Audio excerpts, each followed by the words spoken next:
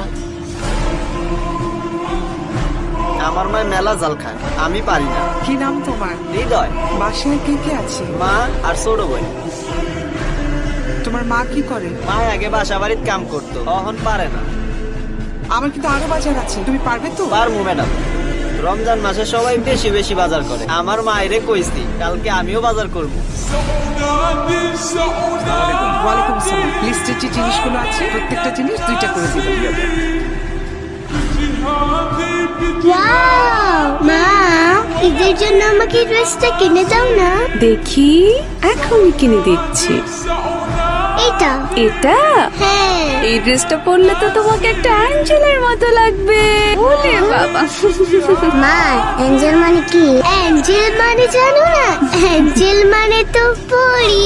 মা, আমি কি পরি নিতে পারবো না?